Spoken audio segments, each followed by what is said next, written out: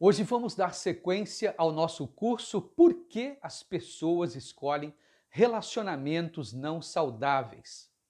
Esta é a nossa segunda aula, a escolha afetiva influenciada pelo isolamento social. Na maioria das vezes, os motivos reais que nos levam a um comportamento isolacionista não estão presentes em nossa mente de forma consciente. Charles, nome fictício e histórico extraído de vários casos atendidos para evitar qualquer correlação, veio ao consultório para tratar de uma compulsão por jogos. Ele passa a maior parte do seu tempo trancado no quarto, isolado da família e dos amigos, jogando e navegando na internet. Seu comportamento isolacionista tem trazido um grande prejuízo social para a sua vida. Embora muito inteligente, não aplica suas habilidades cognitivas ao estudo na faculdade, nunca trabalhou, troca a noite pelo dia e não consegue estabelecer uma rotina produtiva em sua vida.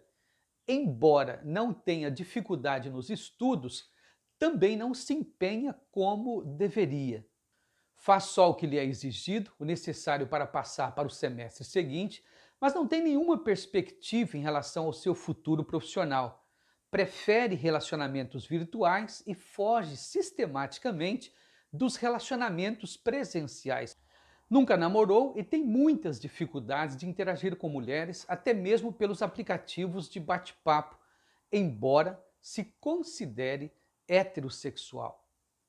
Ele veio à terapia mais por insistência de seus pais, porque se acostumou ao seu estilo de vida isolado e não sente falta de sair, de interagir com amigos, namorar e desfrutar de todos os atrativos da vida social. Durante o processo psicoterapêutico, foi ficando claro que Charles usou o isolamento para se livrar do profundo sofrimento psíquico que sentia sempre que era obrigado a manter qualquer tipo de interação social. Ele sentia um medo muito forte de ser exposto à possível avaliação das pessoas sempre que cogitava ou era forçado a estar presente em algumas situações sociais onde tinha que interagir com outras pessoas. Achava que era incapaz de iniciar e manter uma conversa com pessoas estranhas.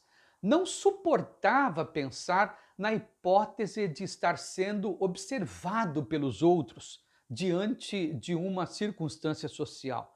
Relatou várias crises de pânico quando se viu forçado a vivenciar situações onde teve que demonstrar desempenho diante de outras pessoas, principalmente de seus professores. As situações sociais quase sempre provocavam medo ou ansiedade.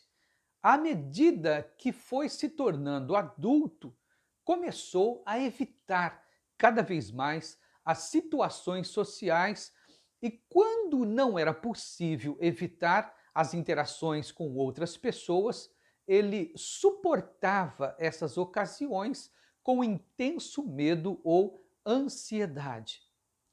Não havia nenhum trauma em sua infância, adolescência e juventude que justificasse esse comportamento isolacionista. Seus pais tinham um ótimo casamento, sempre proporcionou para ele conforto social e estabilidade emocional.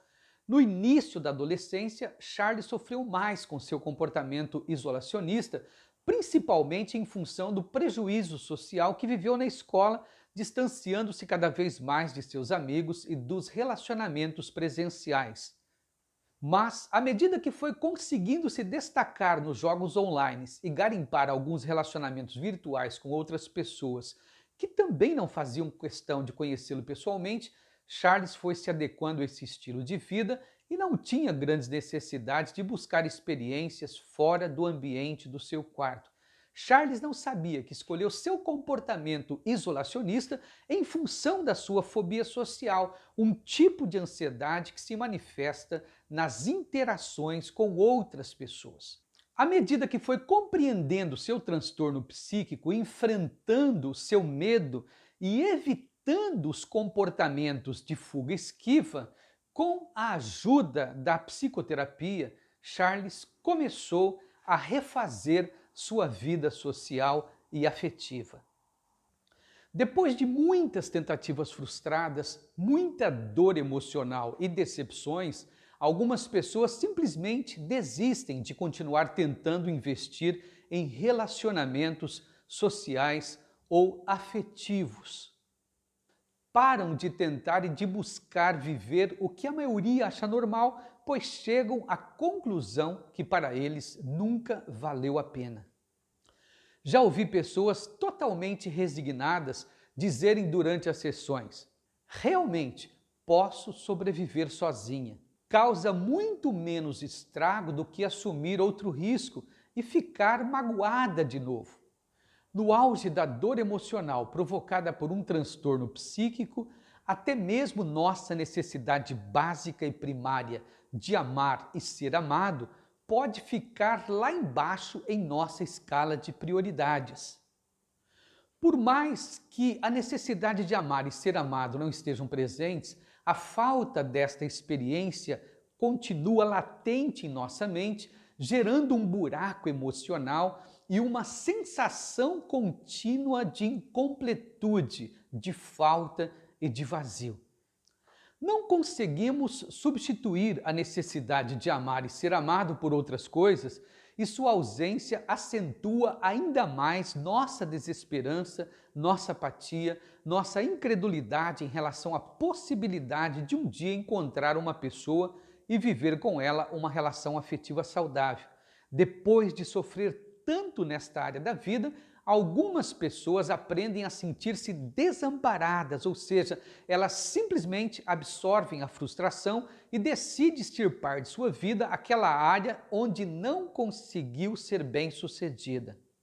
Para não vivenciar continuamente suas dores emocionais, a pessoa aprende a suprimir seus anseios e necessidades, tirando-os de sua mente consciente para evitar a frustração, o sofrimento e a manifestação de sintomas característicos da ansiedade. Eu citei como exemplo a fobia social, mas já atendi muitas pessoas que se isolaram completamente de relacionamentos sociais e afetivos em função de um transtorno depressivo. Elas viviam tão atormentadas pelos fortes sintomas depressivos que não vislumbravam a possibilidade de interagir com pessoas ou desenvolver um relacionamento afetivo.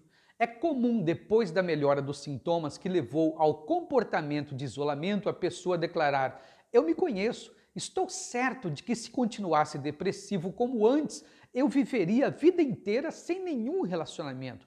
Para mim era um alívio não ter alguém do meu lado que cobrasse cuidado e atenção. A pessoa que aprendeu a sentir-se desamparada já suprimiu de sua vida a capacidade de confiar, de sonhar, de buscar a felicidade e qualquer tipo de mudança significativa nessa área específica de sua vida. Aceitar passivamente a dor sem esboçar qualquer reação, indignação, deixa de ser exceção e vira regra em sua vida. Ela simplesmente tira da sua lista de desejos aquilo que não conseguiu alcançar para evitar entrar em contato com a tristeza que sente por não ter conseguido êxito nesta área tão importante da sua vida. Sua privação é tão grande que no presente, além de não conseguir se relacionar com alguém, a pessoa deliberadamente escolhe não mais se relacionar afetivamente com outras pessoas. A verdade é que a gente nunca sabe o que realmente aconteceu com uma pessoa que prefere o isolamento ao invés de interagir com outras pessoas. Há um entendimento forte na literatura que a nossa escolha afetiva pode ocorrer pela busca de complementaridade. Ou seja, o vínculo afetivo inicia-se com a crença ilusória de que cada um dos membros deve tornar-se um todo e satisfazer-se de forma completa em sua necessidade. Neste tipo de escolha afetiva, o indivíduo projeta na pessoa escolhida certos aspectos não bem desenvolvidos de sua personalidade, sendo este o fator relevante para a sua escolha afetiva. Quando as semelhanças são demais, causa certo desconforto. Assim, na hora da escolha afetiva, de forma intencional ou não, a pessoa se interessa por alguém que compense algumas de suas limitações emocionais, físicas ou sociais. Quem faz sua escolha afetiva pela complementaridade é movido pela crença que determinadas características na pessoa escolhida contribuem para que o relacionamento entre eles se inicie mais facilmente e seja mais satisfatório e duradouro. Dessa forma, a dinâmica deste relacionamento consiste em se formar uma equipe, o que aperfeiçoará os recursos de cada componente e aumentará a eficácia para o casal atingir seus objetivos em comum, gratificando-se mutuamente em suas necessidades. A teoria da complementaridade encontra o seu mais evidente sustentáculo na escolha de um parceiro do sexo oposto. Uma versão mais recente da teoria da complementaridade explica que as experiências afetivas fazem com que as pessoas desenvolvam histórias a respeito do que é o amor, o modo que ele deve nascer, desenvolver-se e quais os papéis complementares que os amantes devem desempenhar nesta história. Em seguida, as pessoas procuram realizar suas histórias de amor associando-se com um parceiro que desempenha os papéis complementares aos seus próprios, previstos em suas histórias de amor. Em outras palavras, geralmente sentimos atraídos por pessoas que podem desempenhar papéis potencialmente complementares aos nossos. Outro conceito introduzido na psicologia social sobre a questão da escolha afetiva feita pela complementaridade é a teoria da troca. Em essência, a teoria da troca supõe que o ser humano seja atraído por indivíduos quando as recompensas da relação excedem os custos, isto é, os defensores desta teoria sugerem a existência de uma espécie de relação custo-benefício nos relacionamentos. Os proponentes dessa teoria apontam que uma relação diádica, como por exemplo o namoro, será mais agradável na proporção em que seus integrantes avaliem um ao outro como acima do nível de comparação subjetivo que cada um tem para classificar uma relação afetiva satisfatória. Dentro deste enfoque, pode-se dizer que a atração interpessoal é resultante da capacidade das pessoas de produzir resultados favoráveis umas às outras. Quando isto se dá, verifica-se o desenvolvimento da atração e, enquanto os resultados obtidos permanecem acima dos níveis de comparação de cada membro, esta atração será mantida. A atração diminuirá e a relação poderá romper-se quando seus membros passarem a produzir resultados abaixo de seus respectivos níveis de comparação. A consequência natural é o abandono da relação e a busca de uma alternativa onde os resultados auferidos sejam gratificantes. Isto leva à consideração que uma gratificação máxima associada a um custo mínimo produzirá uma relação altamente satisfatória para quem faz esta avaliação de seu relacionamento afetivo. Este modelo teórico permite explicar a gênese, a manutenção e a extinção de um relacionamento interpessoal através dos resultados obtidos pelos membros em relação aos seus respectivos níveis de comparação. Outra forma de explicar a busca afetiva pela complementaridade é através da teoria da troca. Para estes teóricos, os casais entram e permanecem em um relacionamento romântico apenas quando a ligação é benéfica para ambos.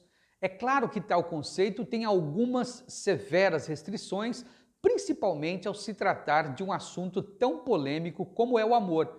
Mas a teoria da troca é aplicável ao discorrer que muitos casais equilibram e contra-equilibram forças e fraquezas, fazendo desta maneira a manutenção ou a ruptura de seus relacionamentos afetivos. Assim, se a contribuição de um indivíduo é largamente superior à do outro, em muitas esferas o vínculo pode gerar tensões. Para se resolver tais tensões e conflitos, as duas pessoas geralmente optam por, primeiro, tentarem restaurar a igualdade, 2, tentarem convencer-se de que a relação é realmente justa e 3, separarem-se. Você pode estar se perguntando: para que tanta teoria? Que viagem teórica sobre uma simples escolha afetiva? Deu química? Vamos ficar com exclusividade e talvez namorar. Não deu química? Vira a página, segue a vida.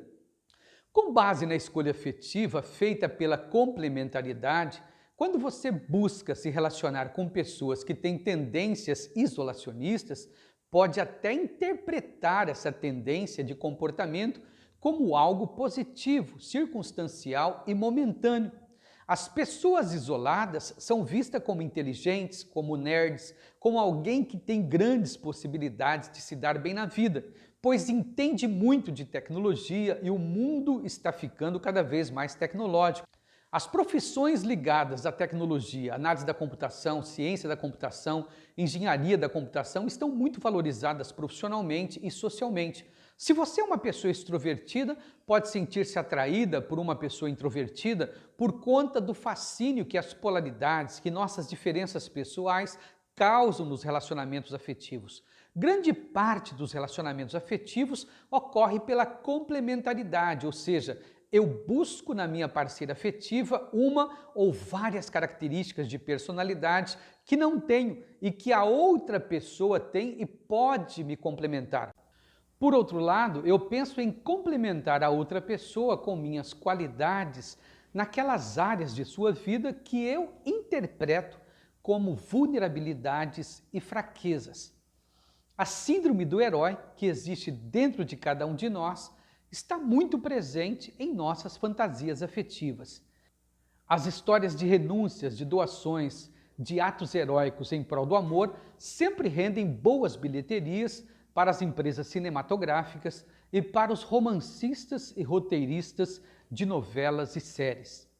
Na época do namoro, é fascinante para uma pessoa extrovertida, elétrica, diurna, que gosta de atividades ao ar livre, encontrar alguém que gosta de privacidade, de aconchego, que cria para ela um cafofo de amor que está sempre pronto para dedicar toda a sua atenção, todo o seu carinho, todo o seu tempo de qualidade, desde que o romance aconteça dentro do espaço de seu apartamento, de sua casa ou de seu quarto.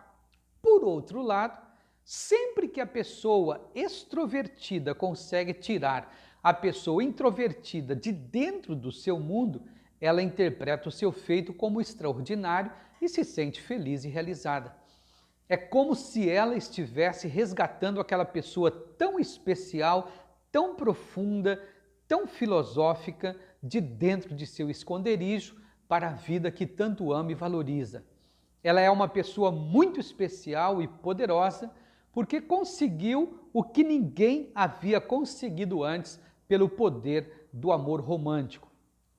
Se você é a pessoa isolacionista, pode sentir-se atraído por uma pessoa alegre, extrovertida, que gosta de festa, de estar no meio de outras pessoas, de atividades ao ar livre, com a intenção de que ela irá introduzi-lo nesta polaridade de sua vida tão poucas vezes visitada.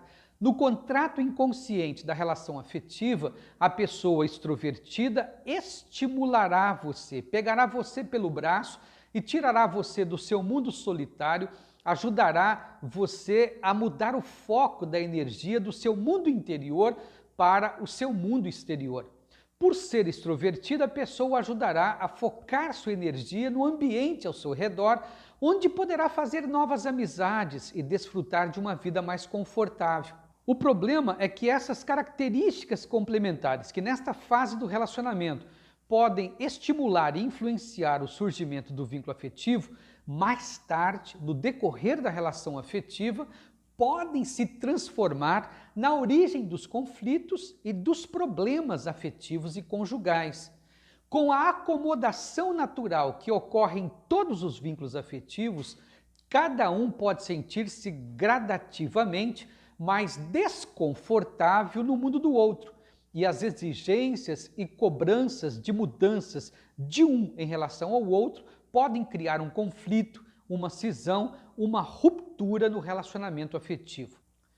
Segundo a literatura, outro elemento que influencia a escolha afetiva é a busca no outro por similaridades, isto é, por características semelhantes àquelas que você encontra em si mesmo. Escolhemos pessoas similares a nós como forma de reforçar as imagens que temos de nós mesmos. Apesar da ideia comum de que os opostos se atraem, um número significativo de estudos científicos afirma que, de forma geral, as pessoas buscam aqueles que são similares a elas próprias. Essa similaridade ocorre em vários aspectos, como idade, raça, nível cultural, religião, preferências e até mesmo no que se refere a certas características físicas.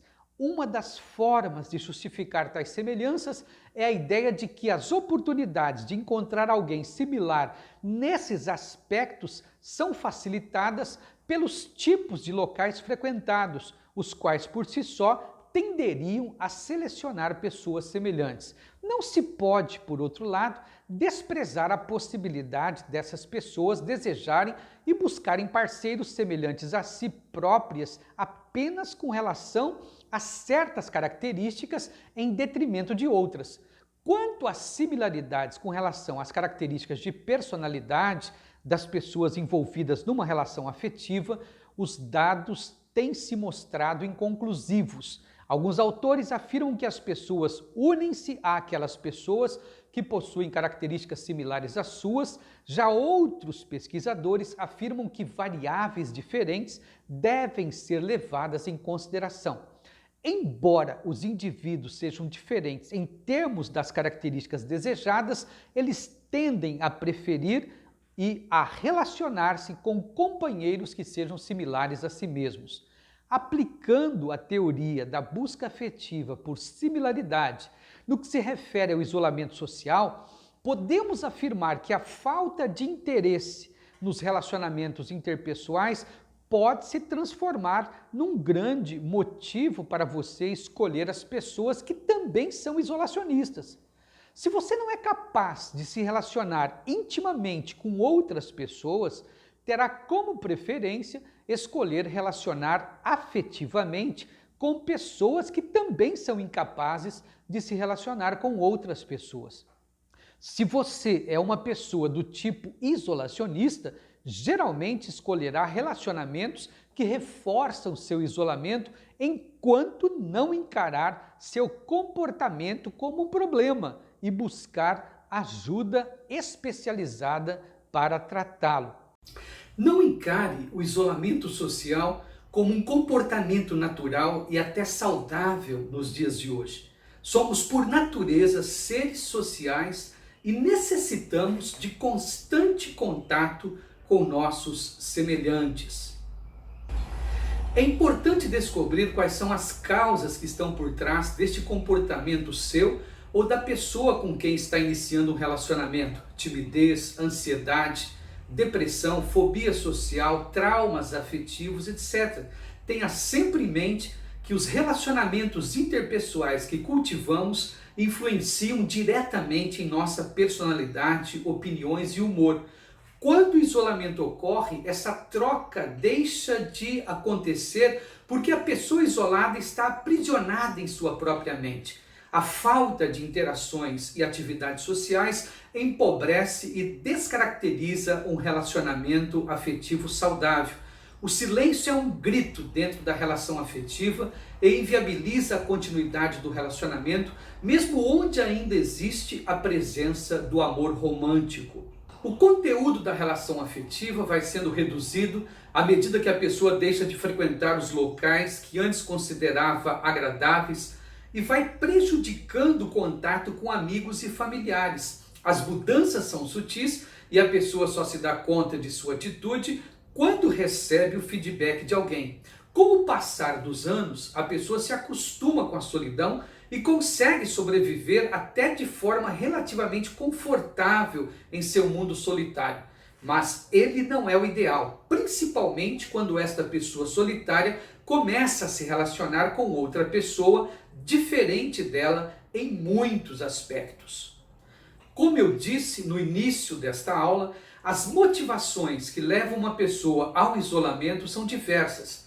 A dificuldade de se relacionar e formar amizades significativas são comumente os pretextos usados para justificar este comportamento. Mas por trás de um comportamento isolacionista pode estar o medo de reviver traumas do passado. Por medo de reviver sofrimentos ainda não totalmente superados, a pessoa não consegue aprofundar o relacionamento além da conversa superficial. Por repetir durante anos relacionamentos superficiais, ela pode formar crenças de que é socialmente inapta e, para não se frustrar ainda mais, opta por diminuir o convívio social com a intenção de preservar e evitar que o evento negativo do passado se repita. O isolamento social também pode ser frutos de pensamentos negativos e de uma visão pessimista a respeito da vida. A pessoa convence a si mesma que não é boa para relacionamentos e começa a evitar contatos de amizade ou de cunho afetivo. Nesta hipótese, ela se julga inadequada e procura fugir de situações sociais. Por não acreditar na sua capacidade de se sair bem em relacionamentos sociais, quando está no meio das pessoas, deixa transparecer o seu nervosismo exacerbado, o que colabora para julgamentos e críticas. As evidências se confirmam e a pessoa se torna ainda mais reservada, criando um ciclo vicioso nocivo para o seu crescimento, pois diminui as trocas significativas com outras pessoas do seu convívio. O isolamento social também pode ser resultado de uma insatisfação generalizada da pessoa em relação à própria vida. O sentimento de fracasso pessoal pode chegar a um nível tão elevado que a pessoa não vê utilidade ou significado na interação com outras pessoas. Sem forças para reagir, escolhe ficar em casa, recusando qualquer possibilidade de interação social. Com as frequentes negativas aos convites dos amigos, a interação social vai escasseando, porque as pessoas começam a se afastar por acreditarem serem desejadas ou para deixar a pessoa à vontade. Existem aquelas pessoas que acabam se isolando porque estão sempre ocupadas e não dispõem de tempo em sua agenda para dedicar-se ao convívio com outras pessoas. Elas se justificam dizendo que relacionamento de amizade ou afetivo não é sua prioridade no momento. Sua mente está totalmente focada no trabalho, em seus afazeres pessoais, nas próximas pendências, consumindo tempo que poderia dedicar ao relacionamento afetivo ou à interação com outros amigos e familiares. Elas dedicam suas vidas aos seus compromissos profissionais e, por conta deste envolvimento excessivo com o trabalho, acabam se afastando das pessoas queridas e de momentos de lazer. Às vezes as pessoas se isolam por questões intrapessoais, sentem-se inferiores aos demais por sua condição financeira, intelectual ou profissional. Este desconforto pode estender-se para a sua própria aparência e personalidade. Em função de seus complexos de inferioridade, a pessoa fica tímida, sente vergonha e manifesta vários sintomas de ansiedade diante de outra pessoa por quem nutre um interesse afetivo e também de grupos específicos entre os quais não se sente à vontade. É possível concluir que não há uma causa única para o isolamento social. A motivação depende da história de cada um e da maneira como a pessoa reage ou reagiu a eventos marcantes de sua vida. Todavia, em quase todas as hipóteses acima, nota-se fatores em comum que agravam este comportamento, como a baixa autoestima, o apego ao passado, a ansiedade e a escassez de relacionamentos saudáveis na infância e adolescência. O isolamento social manifesta as ideias errôneas de quem deseja se afastar. Sem o outro para mostrar outra perspectiva, a pessoa mergulha nos seus pensamentos negativos e, em função das mudanças que seu comportamento provoca no seu ambiente social, vai se sentindo cada vez mais incapaz e impotente para reverter a situação.